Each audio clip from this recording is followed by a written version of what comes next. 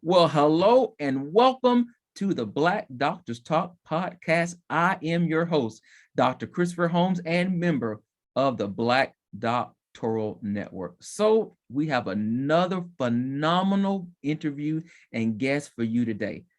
Dignity, poise, class, sophistication, beauty, Black girl magic, and I can go on and on and on. You may be asking, Dr. Holmes, who is this person that you're talking about?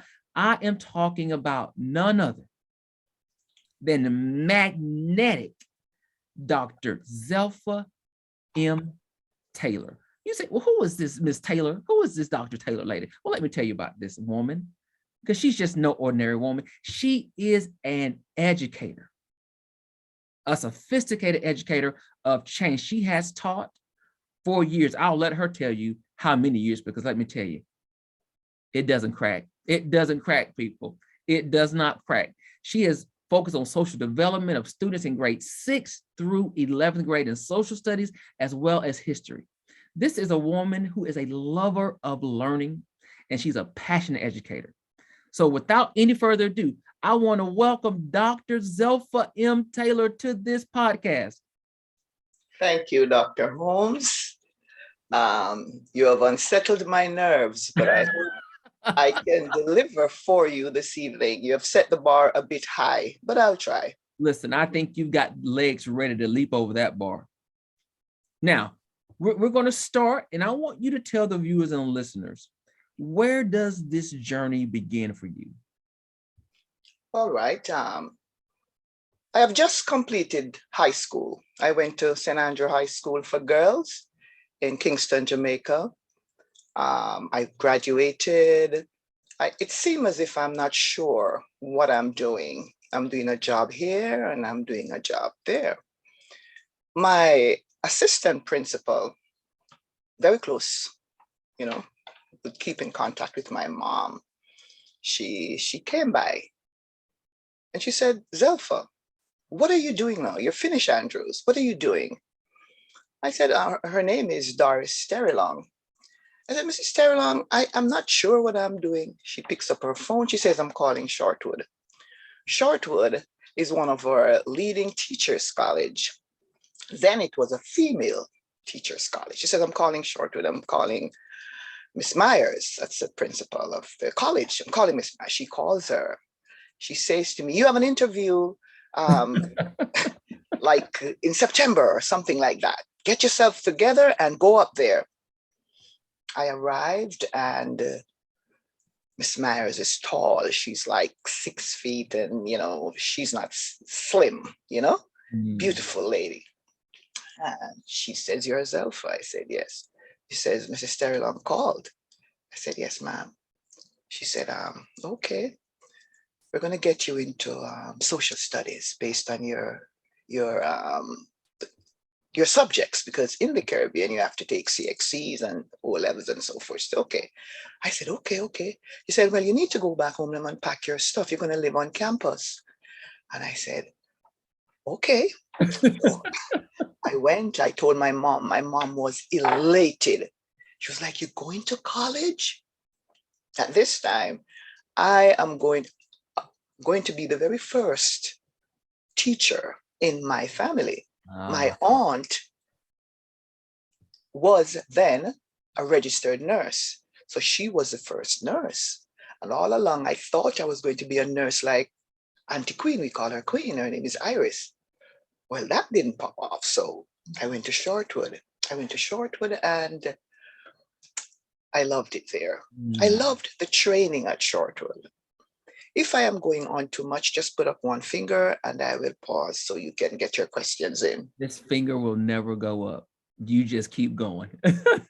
So I went to Shortwood and you live on.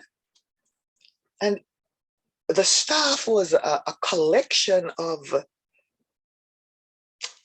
bulwarks, stalwarts, these women. And they taught you everything.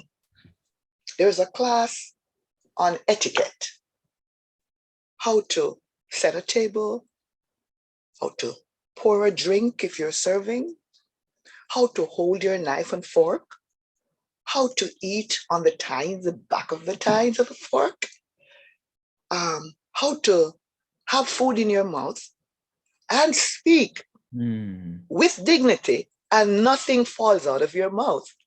All these little things that we used to find it so funny.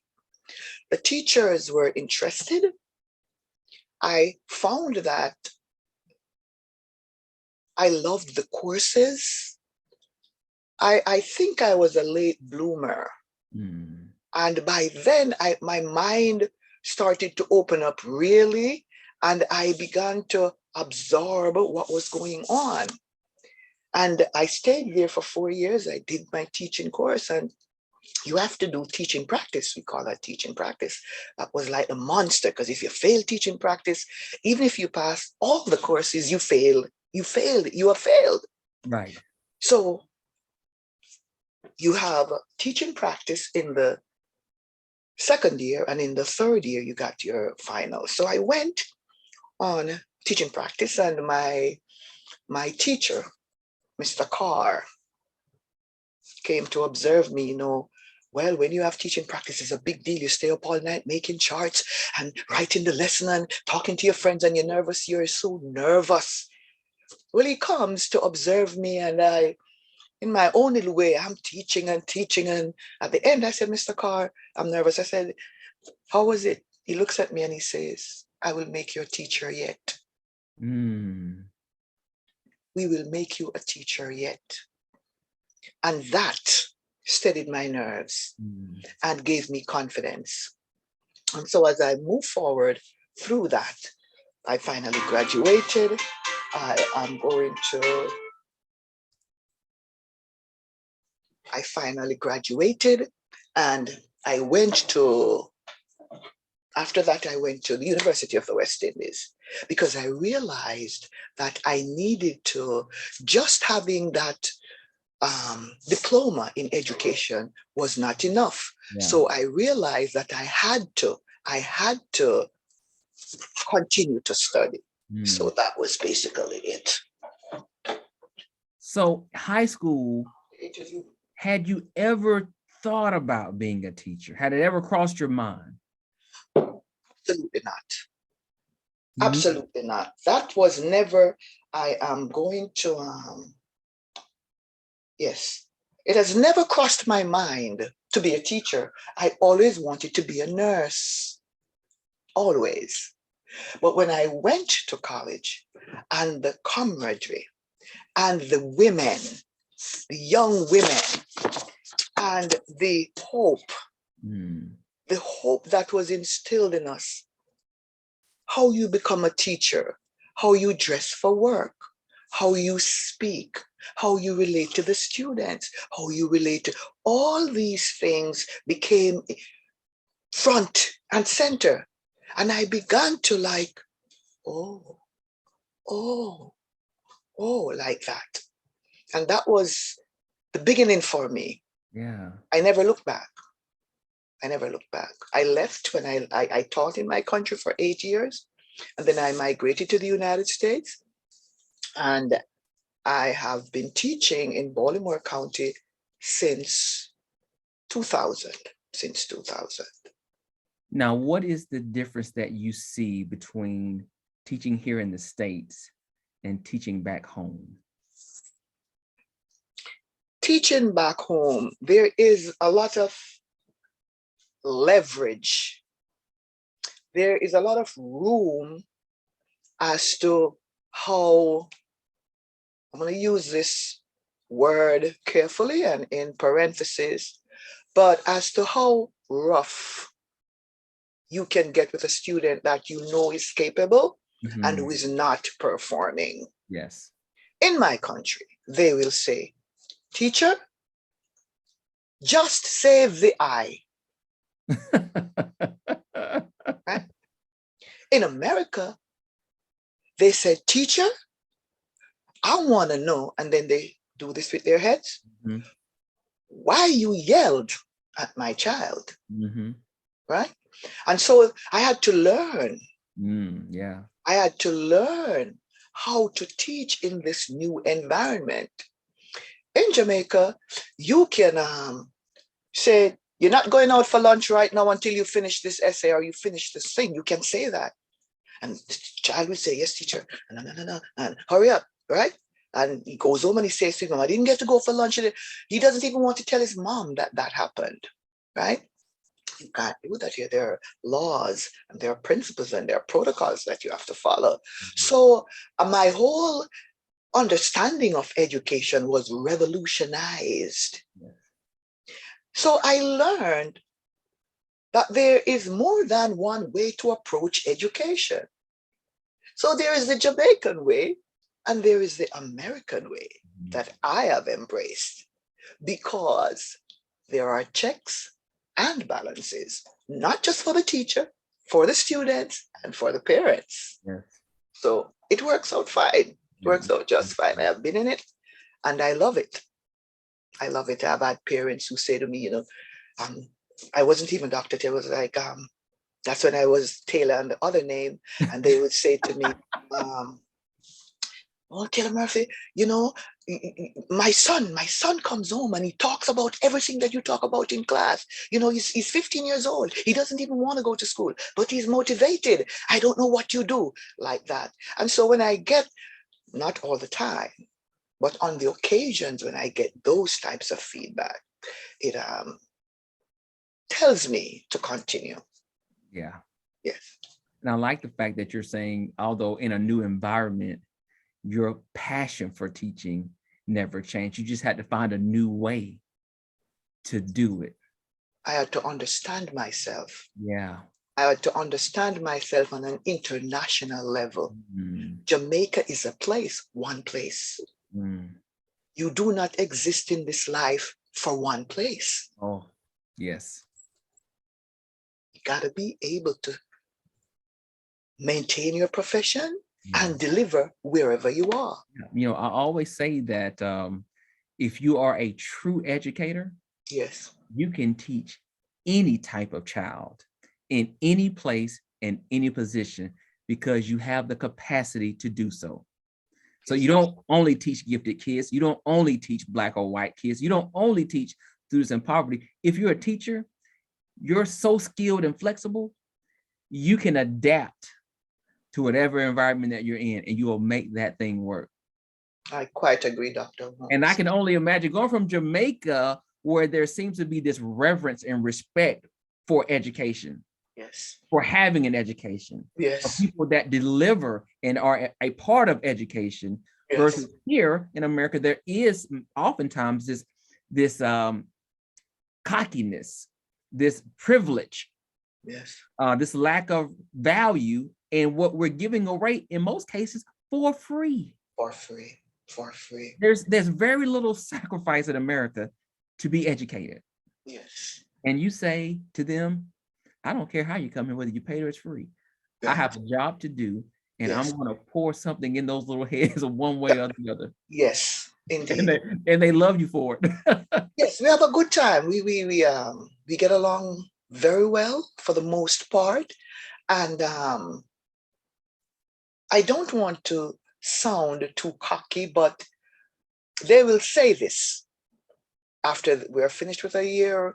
Dr. Taylor, can I come back to your class? Or they'll come to the door and just stand up and look and just want to say something to me, and that says to me, okay, even if you got to one, it was worth it. Those are the ones you can't get rid of. They keep coming back. You're like, go to class, go to class. Go to class, yes. And they literally just want to see your face to let you know that they're there. Yes. But you can give them that little nod or that smile to say, great, it's good to see you. Go do great work. Yes. Yeah, I know that feeling. And it is, if you've never been a teacher, if you don't understand that, it's a feeling that you really can't describe. The level of power that we have over students. Yes. And when you see one, that one, that everybody else counted out. Yes. And because the powers that be placed you in their life, and you didn't do anything extraordinary. No. You just did what you were called to do. Yes. You were committed to the calling. Yes. And in 1 year, people, Yes. When we see kids down for 10 years, and at 11th year, I get them and Yes. change their whole life The whole lot. Yes. when they Oh, thought they yes. were nothing, and now opportunities and possibilities just spring up in their minds about who they can be in life. Yes. This is who I'm talking to you. I'm talking to Miss Zelpha M. Taylor, y'all, life changer. And let me say this. Could you be doing something else in education besides being in the classroom right now? Yes. I could. I could, but I don't know. I have never developed the appetite for anything else.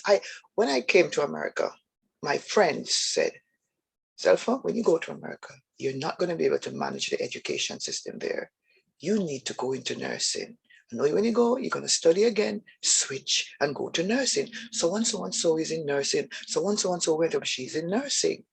But there was no urge, no urgency, no desire. I don't know if it was because I didn't have ambition or it was for me. Mhm. I know that God gave me that for a purpose, Mhm. and I am to serve in that capacity. Teaching is a servant profession. If your intention is to become wealthy, teaching is not for you. Yeah. Teaching is about giving of one's self, and we need to eat bread, and we need to live nicely, and we need to look physically nice and dress nicely and be respectable. But if your desire, if your burning desire is to be wealthy, you will not be able to serve children. Mhm. You cannot serve if your mind is distracted. Mhm. When you teach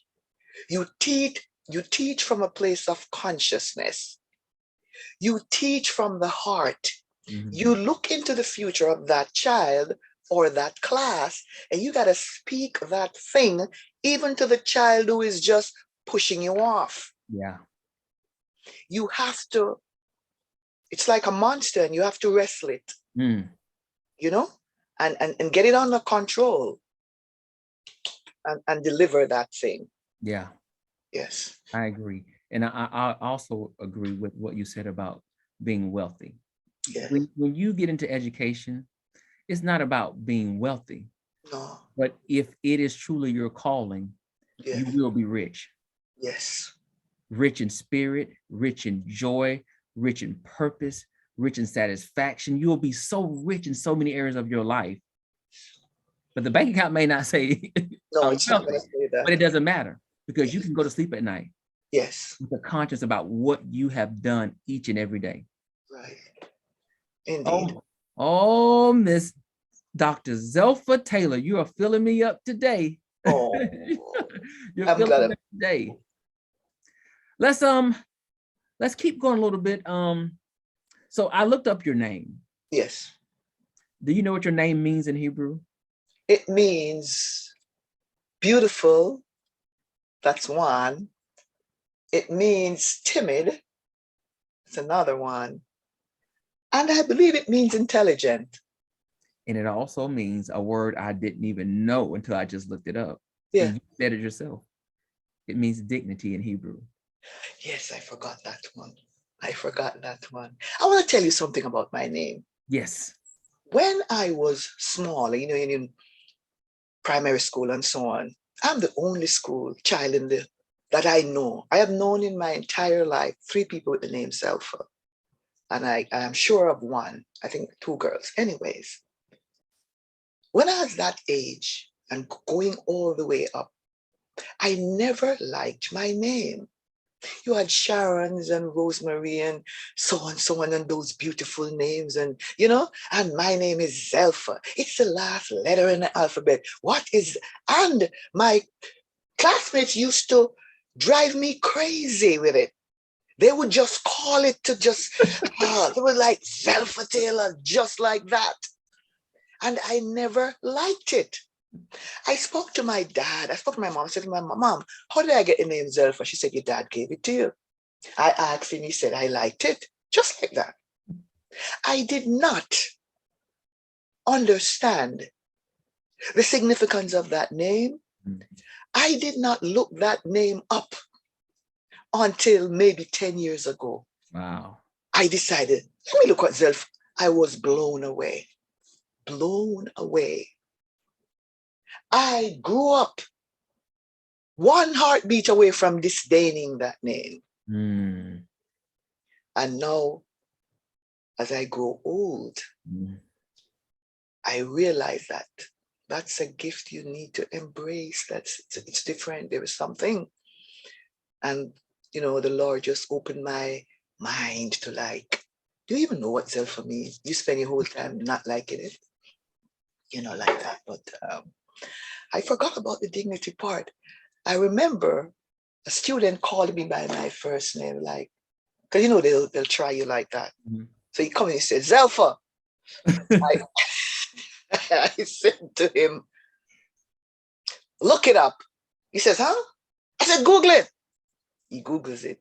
He says, oh, it means timid. And then another person Googled it. Those kids were Googling and they were like, it means dignity. And I said, good, now do not waste it anymore. I know, right? And this is one of those names when you're younger, it doesn't seem to suit you when you're young. Oh, it's It's a an old name you have to name. grow into. So when you're 16, you don't really feel like you are a dignified woman. Zelpha?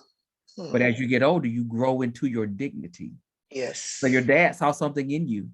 Yes. He wanted to call you dignity. Thank you. Same way your teacher looked at you or your principal looked at you and she called you a teacher. You had to grow into it. Yes. You didn't know it. You didn't know it. You want to be a teacher, but she saw it in you the whole time. What prompted you to decide to look it up, Dr. Holmes? I am surprised. I don't believe people are given names by happenstance. Got you. I think God gives parents names for children. And I knew with such a strong name like Zelpha, it had to have an equal powerful meaning. Wow. And so I knew Zelpha had to mean something. And I had said dignity in my intro, and sure enough, I looked it up and there it was. And I said, I knew it. Because you exude your name in the first 10 seconds that somebody meets you. So why do parents and students treat you differently than other teachers? Because you are dignity. You speak with dignity, you act with dignity, and you treat other people with dignity. And for some of your students, if they're like mine, they've never been treated in a dignified way in most of their lives. Yes. It's awkward, it's strange, it's weird, and they think you're different. Yes. And so they have to learn how to get to know you. Yes. And then accept who you're saying they are, that they're worth being treated with that level of dignity. I want to share this little bite right here. Sure. I have two little bites. Normally, sometimes when because I'm getting old, so all my brain cells aren't working well, so I don't remember all the names right away. And now we're in masks and everything, and everybody looks like ninjas, and I can't tell who is who really. So I usually it's part of Dr. Taylor, how are you, honey? How are you, darling? How are you doing, beautiful, like that? And from time to time, one of the kids will say, Dr. Taylor, why do you call everybody beautiful? Everybody's not beautiful. Stop lying. That's one thing. And then I usually in the last, I think Dr. Holmes say over that COVID virtual learning, at the end of my class, I would say to them, love you all, guys. Take care, lots of love, and so on, And when we got back into brick and mortar, the assistant principal came to me one day and he says, Dr. Taylor, I heard that you tell the kids at the end of every class that you love them. Do you really do that? And I looked at him, and he says, I think they love it. At first, I thought he was going to reprimand me or something.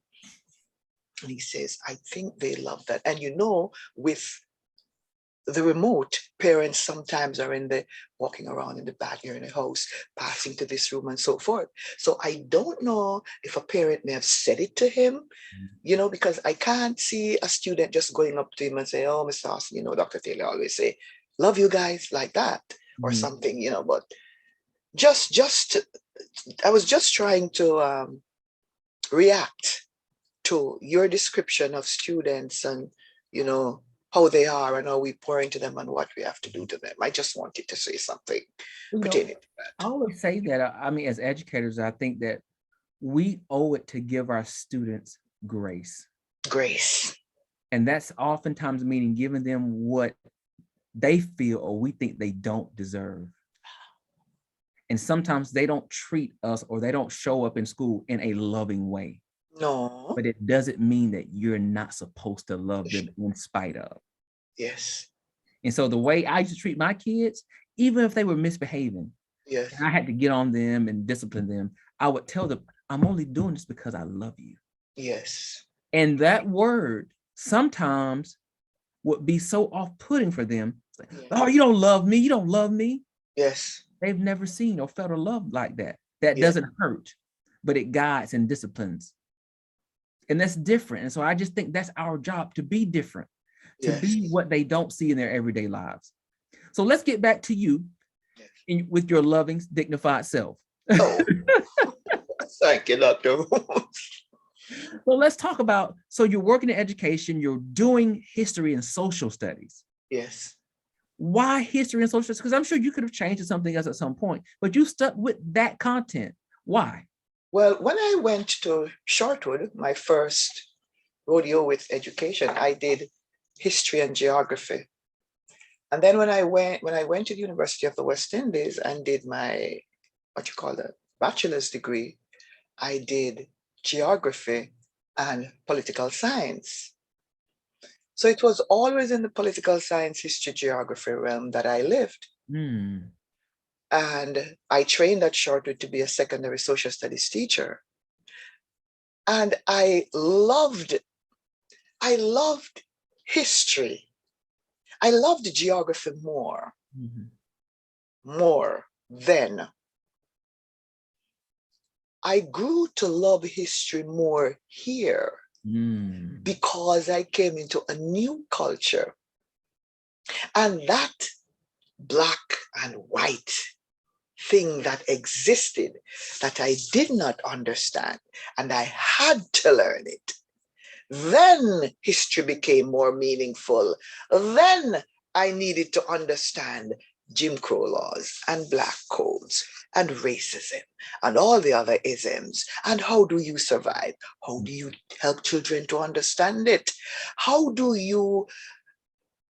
you able to remove from your consciousness all of that thing that comes to break your spirit and break you down and crush you? How do you remove it? How do you, like a boxer, like Muhammad Ali in the ring, how do you do that fight and stand up and get that message to someone else to say that when a person speaks or acts, that's not the last word? A mortal person doesn't have the final say. Doesn't matter what position they have. History is one of the most powerful tools for a recreating of the mind.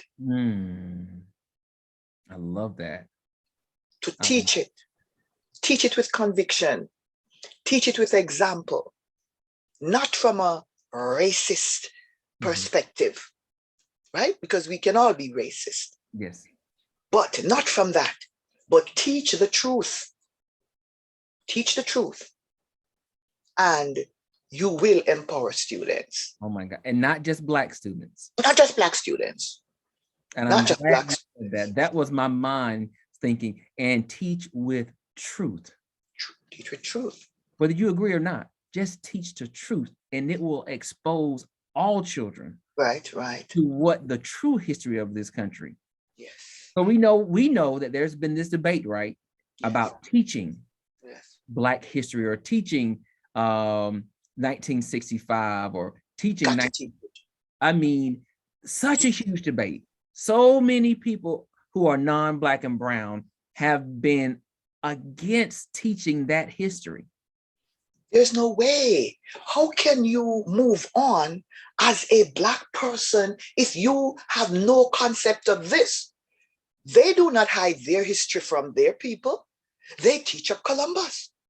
They teach up all who they want to teach, right? They bring them to the fore, good, bad, and ugly. Yeah. They bring them up and so our greatness, if our greatness bruises you, let's go get some ointment. Get some ointment, okay? Because you want to blind our eyes so that all we see is your supposed greatness. I'm going to say this a little bit, Dr. Holmes, a little bit. I am in my curriculum now, and we just finished migration westwards and the whole thing with the Native American Indians. I said to my class, I have been teaching in this country for more than 20 years. I have taught kids from Africa, Asia, Central America, the Caribbean, all over the world, into America, in the American classroom. I have never once had a Native American Indian boy. I have had doctors, police officers. I have never once seen a Native American policeman or a fireman or any kind of man. That whole group of people have been removed from our consciousness. We were one breath away from that. Yeah. That could have been us. Yeah.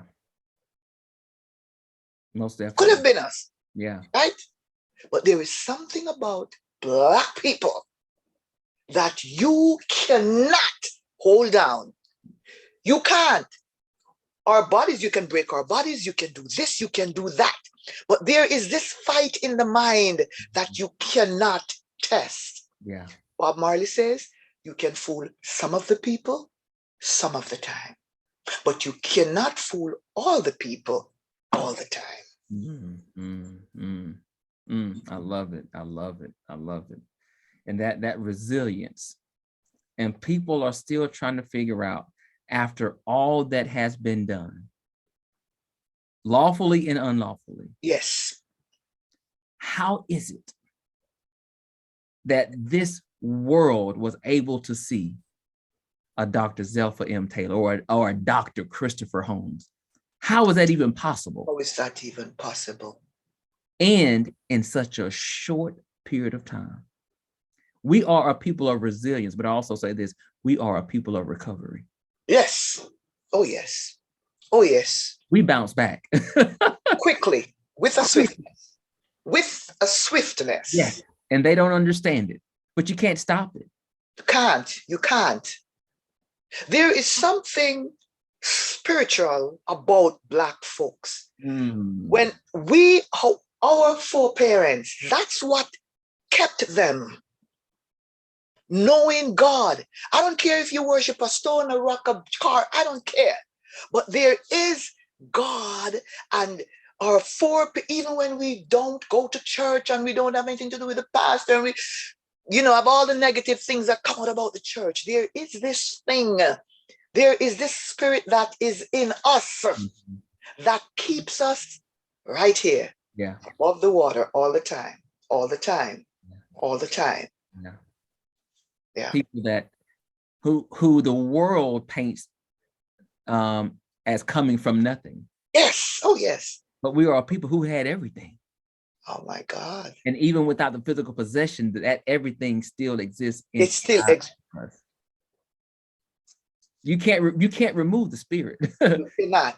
You can't kill the soul. You can take everything I have, but you can't kill the fight, as you said, that's inside of us. Can't. It can't. So I just think, and as you said it, when we're teaching, it's important that students see themselves in that curriculum. Yes. More than just as slaves, and somehow from slaves to Martin Luther King Jr. Right. There was a whole lot of things that happened in between that. Yes, and before that. And before that. Who were these kings and queens before they were enslaved Yes. by lies and manipulation? Right. And then how did they rise from those years of torture to where we are now, where we have Black millionaires and billionaires, Yes. geniuses, Yes. but whose forefathers, whose parents and grandparents toiled in fields picking cotton. Yes. How is that possible? Yes. I want to share something with you. My friend lives in New York. He sent me, send you stuff on what you call that, WhatsApp. And he sent me this recently. He's like, Zelpha, here is something for you. You teach history. Patricia Bath, Black woman. She did the laser eye surgery first. Charles Harrison, Black man. He created the Viewmaster. You're too young to know the Viewmaster. It's a little like a camera thing, and the picture is. I had one of those. Oh, never mind. Right? The fact that we can have email and be on the web without studying computer science. Emmett Henry, Black man, came up with the code. Gladys West, Black woman, came up with the GPS. Paul E. Williams came up with the helicopter. We do not teach these things. Our kids do not have a clue. And all this thing is hidden in plain view right before their eyes. Yeah. But because we are not reading and because we are looking at just sports and music, those things are blared across the screen. And we look and we Google eye about all that.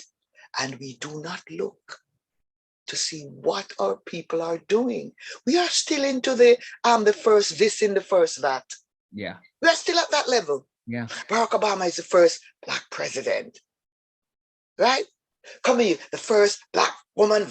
Still in the first of this. We're still at that stage. Yeah. Yeah. Oh my God. We could talk forever. We could talk forever because I hear what you're saying is that, the curriculum oftentimes, instead of helping our students be exposed, they want our students to just accept what they're being told. And they're just not being told the whole story. I'm going to tell you something. My school district a couple of years ago moved me to a school that was about 40 minutes away from where I live. So I got into it with them. Not about that, but that came up. And I said to the assistant superintendent, she called me one of them to talk to. I said, when I'm coming to work in the mornings, I'm struggling on the beltway with traffic. Aren't there any Black schools on that side of town? Mm. I pass all these schools. Aren't there any Black children who needs to be educated? And I said to her, she's Black. I said, I'm not racist. She said, yes, Dr. Taylor. She said, yes, that's for you're racist.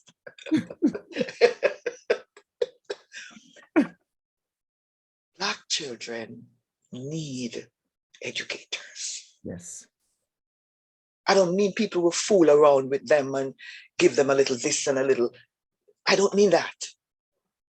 From the heart. You can't teach Black history unless you are Black. And if you can teach it and you're not Black, you're darn good. Yes. And you deserve to teach it. Yeah. Yes.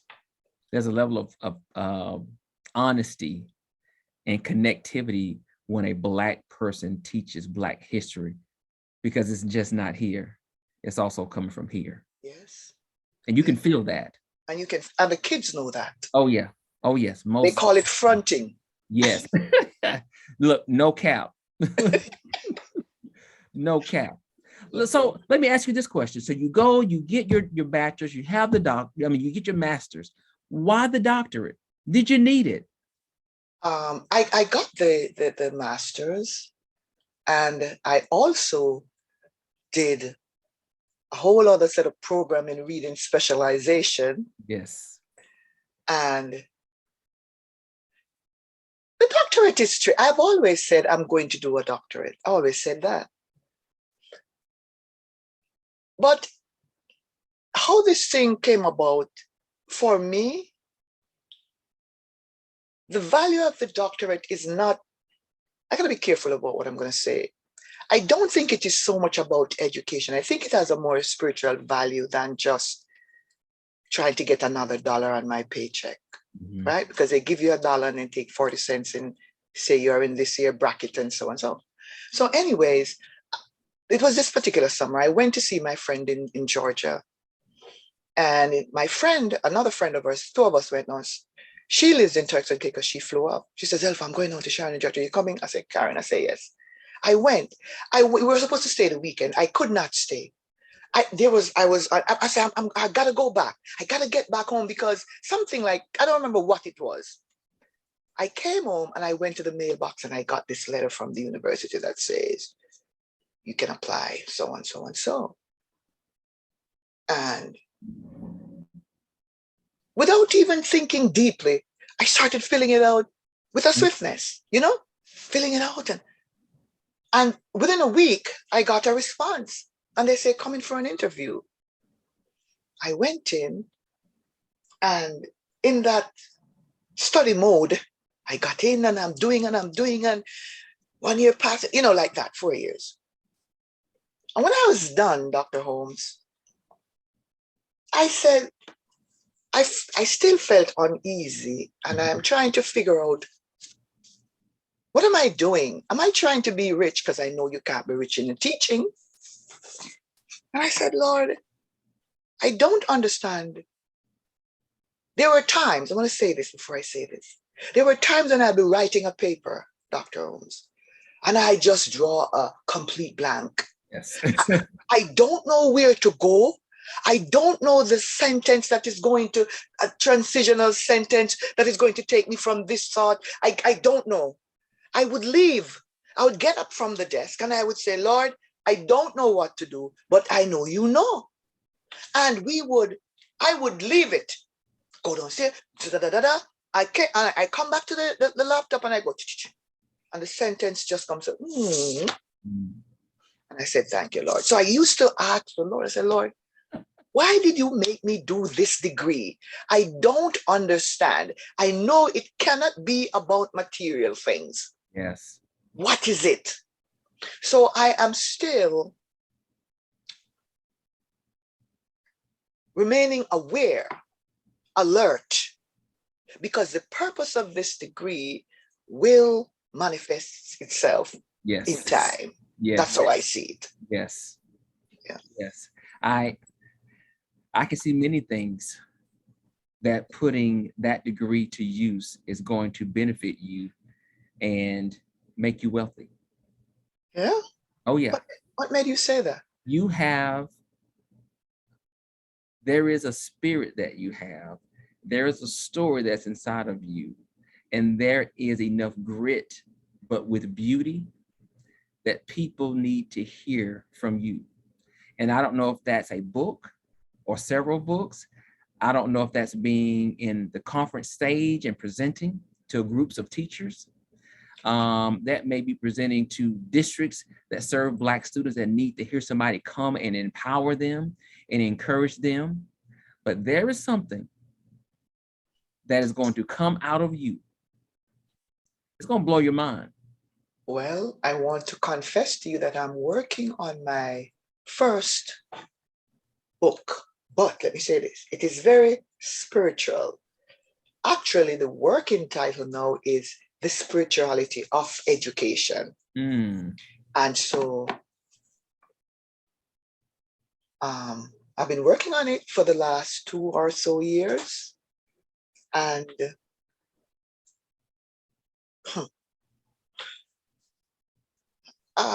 we will talk about that. We have to. I did an interview with someone, not for this, but the title of the interview was, "Where is Christ in the classroom?" Praise God. And the focus of that conversation was really about, how do you represent Christ without ever saying his name in the educational setting? Amen. How do you expose your students to a Christ-like spirit in the way that you treat them, in the way that you speak, in the way that you carry yourself? Yes. And what they're saying his name, they're going to say, there is something about you, yes, that is different. Yes. And later on, they will learn that one thing was Christ. Yes. And so, yeah, we have to talk a little bit more about this. I love the title of that book. And I think for Christians that are in education, I think it's a conversation that we don't have enough of.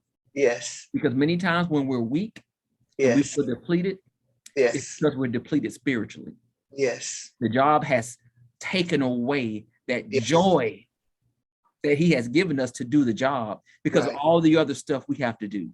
Yes, And indeed. so how do you fill that bucket back up with the Christ-like fluid Yes. Yes. when you're running on empty? Oh my Yes. God, we got it. Let's keep going. Let's keep going. Let's Okay. keep going. What do you wish you would have known earlier in your career? That particular question floored me. I have been asked, especially since I did this terminal degree, Zelpha, why do you still teach in the classroom? Why aren't you an administrator? And for all of the studies that I have done, I have never done Admin 1, the courses for Admin 1 or Admin 2. There was a place, it wasn't a place where the Lord took my mind. Yeah. Sometimes I say, is it a lack of ambition? Is it that? And sometimes I say, maybe it is so political and so at loggerhead kind of you have to kiss up to this one and answer to that one, and this one can yank you, and like that. My mind was not to be a football like that in that scenario. Yeah. That's how I am thinking. And I believe that I am supposed to use my mind for something else, where I am really lifting up the name of the Lord. Mm-hmm. Not to be a pastor. Yeah. I'm not trying, not that. I have my misgivings about that. But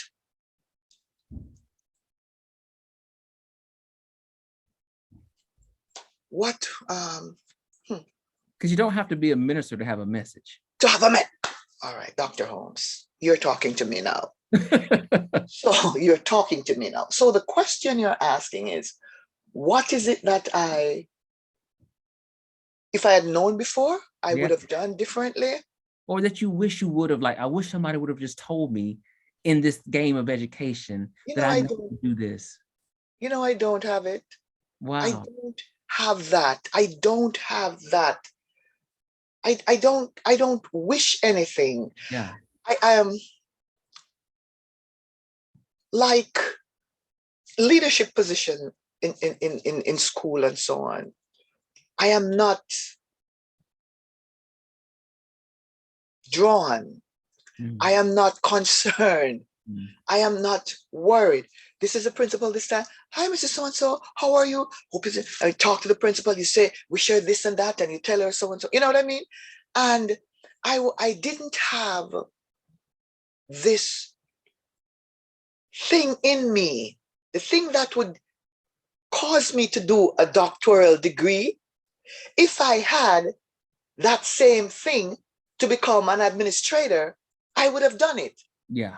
It's not for a lack of, I'm not incapable of doing that, but there is something there, Dr. Holmes, that is not, the Spirit does not tug at my heart in those directions.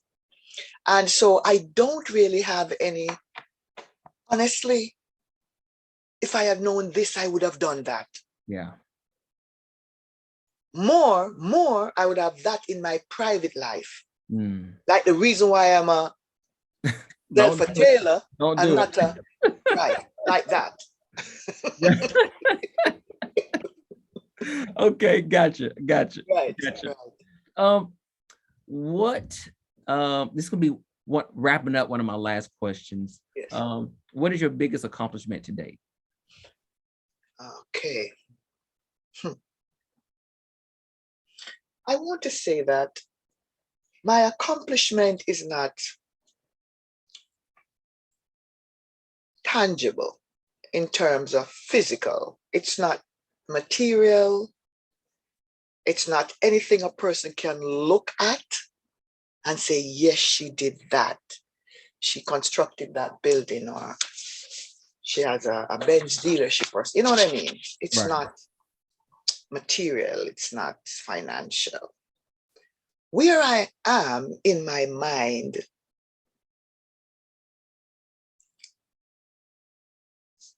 I understand myself better. My years in education has sharpened my thinking about who I am. Dealing with the children allowed Zelpha to evolve into this person that is comfortable in her skin and in her thinking. If I get a job in a different setting and I need to be trained, I am teachable. So my achievement, apart from serving, giving up my youth to education, I am not unhappy. I am not rushing to grab this or rushing to do anything underhanded to get that. I have a peace of mind. My soul is calm. And so, but in terms of the achievement, I want to say that the day I defended my thesis, I was a nervous wreck, but I was elated. Yes. I was elated. It was a different euphoria, different feeling. Yeah. And that moment will not leave my mind. The only thing I have offered is just myself to my kids, what I can do in my little light, my little corner, what I can do, how I can do it, and I do it, and so on and so forth. And there's nothing that I am chasing. So I don't have a good answer for you. I'm beating around the bush because I'm trying to understand, to be honest about what I feel, to be open and transparent. That's what I'm trying to do. I don't think there's anything wrong with one, living in the moment. Yes. Two, trusting the process, whatever that is. Yes. And believing enough in yourself, wherever this life is taking you, that when you get there, you're going to be ready for it because you've been prepared to excel. That's how I feel. And that's what I'm getting from you. You express it better than I could. Yeah, I don't see you, as you said, you're not in the life chasing whatever, because whatever is coming to you is coming directly at you. And whatever lane you're driving down is in the road. You're going to meet it one way or the other. You can't avoid it. It's brilliant. But you just have to be ready when you reach it. And be able to recognize, you got to have the vision. That's it. That's it. Well, so this is my very last question. I say this very sadly because I don't want to stop talking to you. But let me ask you this. It is so much of an honor and a privilege for BDN to have members like you. So talk to me a little bit about your affiliation with the Black Doctoral Network. What are you looking to gain from this relationship? How has your experience been? Just talk to us about you and BDN and what's going to come out of this connection. All right. Once I finished and like maybe 2-3 years or so passed, and then I don't remember. I decided that I wanted to join some organization, and someone said, Black Doctoral. Either someone said it to me or I saw it on the internet or something, and I decided to join. I said, I'm going to join that. I'm going to do something in that, And that time they send you this thing to say, are you a person we should highlight? Mm-hmm. And I said, yes. And I sent the thing in, and and they did the highlights, and I was so elated because that is going to be the very first time that I see myself in print, and I see my picture, and I see something about me in print, and I saved it and I sent it to my this and that and said, look, I'm in the video, and and I was so excited about that. And I've gone to the conference. I've gone to this is the seventh annual conference. It was beautiful. And I think that I need this professional organization. I cannot explain to you, Dr. Holmes, what I need it for. Mm-hmm. I just know that Mm-hmm. God has put me in it. I don't know how because I don't know how I'm going to use. It's not like I know what I'm going to manipulate about BDN to get what I want. Yeah. You know what I mean? Yeah. I don't have that. So I have to leave it to God. Like, you allowed me to get this doctorate. I'm not sure what you want to use it for. You allowed me to get into Black Doctoral Network. That is another tool for something. Mm-hmm. So I am still in the Samuel phase. I am listening. Speak, Lord, thy servant heareth. I am listening. I am taking my time, and I am working on the book, and and so forth and so on. And I am listening because I don't have a roadmap of this is going to be first, and by this year time, this is going to. I don't have it. I really don't. Yeah.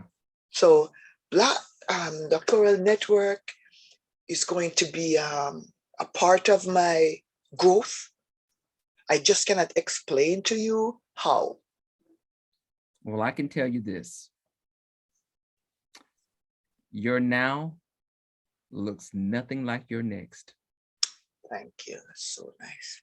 And you're going to have to come out of that corner, as you said, because I don't think it's going to put you in a place where you can only speak to 30 people. You're going to be speaking to 30 times 30. Wow. 30 times 130.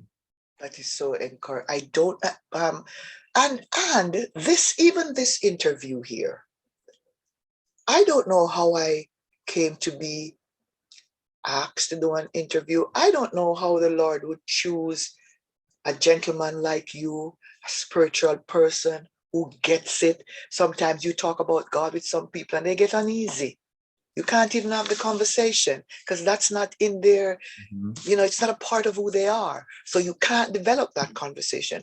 So why is it that Dr. Holmes is the person? Why is it that you chose him? All of that. Who knows? All of that is part of, yeah. But it's a part of the process. It's a part of the process.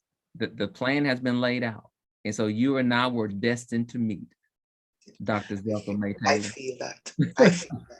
I feel that. And let me say this to you. You're not here to speak to administrators. You're not here to speak to parents.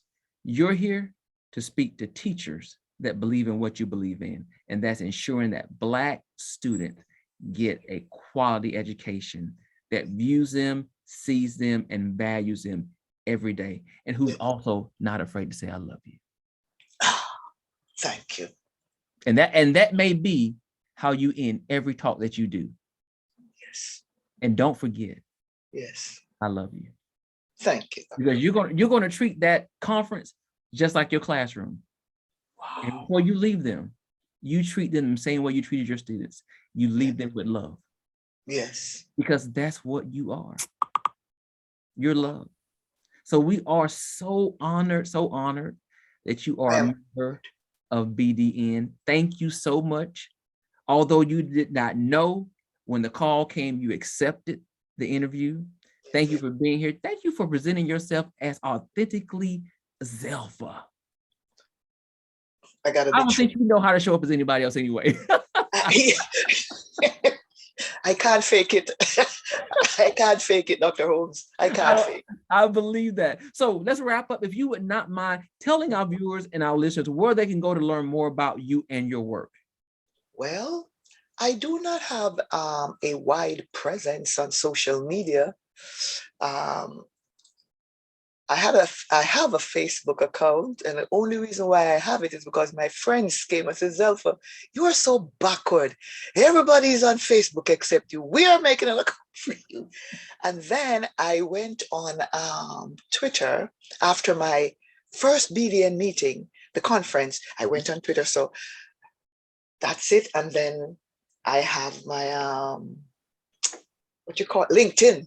Yes. My little LinkedIn thing, but I haven't upgraded that in a minute, and I'm not doing anything. I'm not even active on social media. So there's nowhere that I have anything going on, Dr. Holmes.